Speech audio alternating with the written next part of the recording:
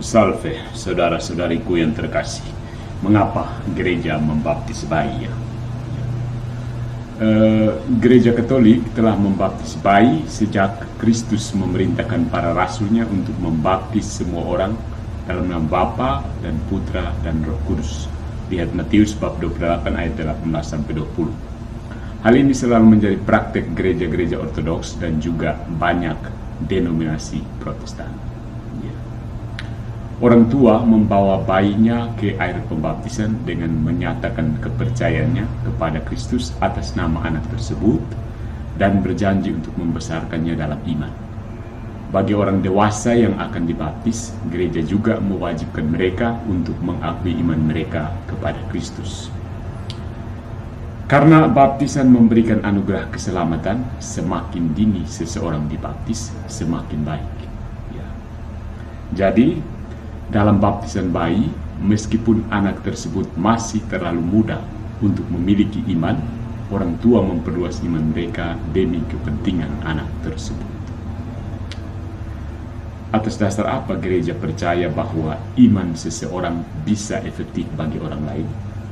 Kitab suci penuh dengan contoh bagaimana Yesus memberikan rahmat penyembuhan kepada orang-orang berdasarkan iman orang lain. Misalnya, Yesus mengampuni dosa orang lumpuh berdasarkan iman orang yang membawanya. Lihat Matius bab 9 ayat 2, Markus bab 2 ayat 3-5.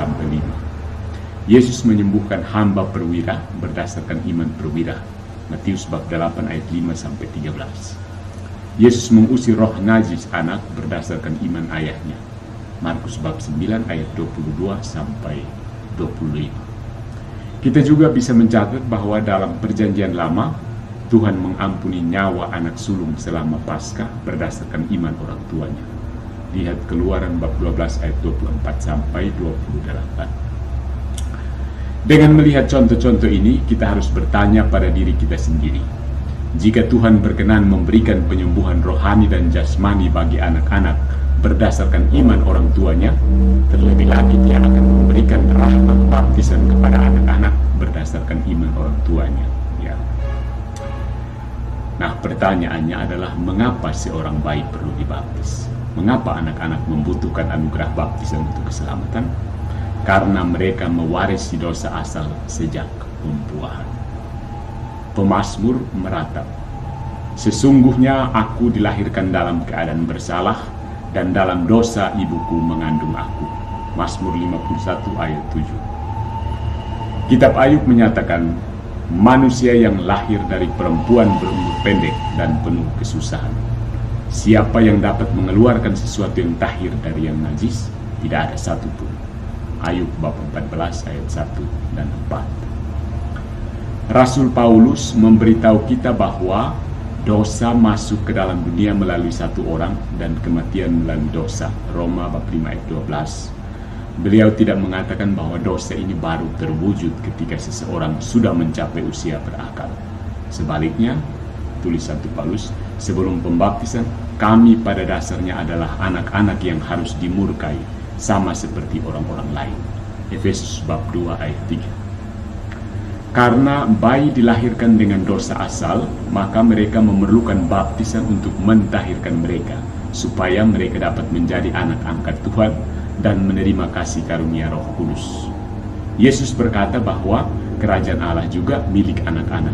Lihat Matius bab 18 ayat 4, Markus bab 10 ayat 14. Dia tidak pernah memberi batasan usia pada mereka yang berhak menerima kasih karunia-Nya. Lukas bab 18, 15, 17 dan Matius bab 18 ayat 2-5. Ketika Santo Paulus menyapa orang-orang kudus gereja, lihat Efesus bab 1 ayat 1 dan Kolose bab 1 ayat 2, mereka termasuk anak-anak yang ia sapa secara spesifik dalam Efesus bab 6 ayat 1 dan Kolose bab 3 ayat 20. Anak-anak menjadi orang-orang kudus gereja dan anggota tubuh Kristus hanya melalui baptisan. Mari kita lihat bagaimana baptisan bayi dalam gereja mula-mula. Kitab suci juga menunjukkan bahwa gereja mula-mula membaptis bayi. Dalam Kisah Para Rasul misalnya, Santo Petrus berkhotbah kepada orang banyak seperti ini. Bertobatlah dan hendaklah kamu masing-masing memberi dirimu dibaptis dalam nama Yesus Kristus untuk pengampunan dosamu, dan kamu akan menerima karunia Roh Kudus. Sebab bagi kamulah janji itu, bagi anak-anakmu, dan bagi semua orang yang masih jauh, siapapun yang dipanggil oleh Tuhan Allah kita. Kisah Para Rasul bab 2 ayat 38 sampai 39. Ketika Santo Petrus mengatakan janji baptisan adalah untuk anak-anak, kata anak-anak dari bahasa Yunani teknon juga mencakup bayi. Kata yang sama, teknon, digunakan kemudian dalam Kisah Para Rasul bab 21 ayat 21 untuk menggambarkan penyunatan pada bayi berusia 8 hari. Kata Yunani untuk rumah tangga, oikos, mengacu pada semua anggota keluarga, orang dewasa serta bayi dan anak-anak. Kitab Kisah Para Rasul berbicara tentang seluruh rumah tangga yang dibaptis, sehingga setiap bayi dan anak-anak yang termasuk dalam rumah tangga tersebut akan diikut sertakan. Santo Paulus membaptis Lydia dengan seisi rumahnya, bab 16 ayat 15. Seluruh keluarga Cornelius, lihat bab 10 ayat 48 dan bab 11 ayat 14. Kepala penjara Filipi dan seluruh keluarganya, bab 16 ayat 33. Dan keluarga Stefanus, 1 Korintus 1:16. Tidak satu pun dari kisah-kisah ini yang menunjukkan adanya indikasi bahwa bayi dan anak-anak tidak boleh dibaptis. Kemudian yang terakhir itu ada hubungan baptis dengan sunat. Dalam setiap diskusi mengenai baptisan bayi, kita harus mengingat korelasi antara Perjanjian Lama dan Perjanjian Baru. Berdasarkan Perjanjian Lama, bayi disunat ketika mereka berumur 8 hari. Lihat Kejadian 17:12 dan Imamat 12:3. Inilah tanda yang melaluinya mereka masuk ke dalam perjanjian. Paulus sebenarnya menyebut baptisan sebagai sunat baru ketika dia menulis, di dalam dia kamu juga telah disunat dengan sunat yang tidak dilakukan dengan tangan, yaitu dengan menanggalkan tubuh jasmani dengan sunat Kristus. Kamu dikuburkan bersama-sama dengan dia dalam baptisan, dan kamu juga dibangkitkan bersama-sama dengan dia karena iman akan kuasa Allah yang telah membangkitkan dia dari antara orang mati. Kolose bab 2 ayat 11 sampai 12. Karena baptisan adalah sunat baru dalam Perjanjian Baru, maka baptisan ditujukan untuk bayi dan juga orang dewasa, sama seperti sunat dalam Perjanjian Lama ditujukan untuk bayi dan juga orang dewasa. Allah tidak menjadikan Perjanjian Barunya lebih sempit daripada Perjanjian Lama. Dari sudut pandang orang-orang Kristen mula-mula, orang-orang Yahudi yang merupakan bagian dari Perjanjian Lama, tidak terpikirkan untuk mengecualikan bayi dan anak-anak dari Perjanjian Baru Allah. Anak-anak kecil selalu menjadi bagian dari keluarga Perjanjian Allah. Perjanjian yang mengecualikan anak-anak akan lebih rendah kualitasnya dibandingkan perjanjian awal.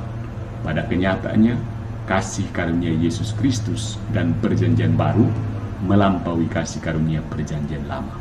Lihat Roma bab 5 ayat 15. Karena tidak hanya mencakup bayi, namun juga bukan orang Yahudi, orang bukan Yahudi.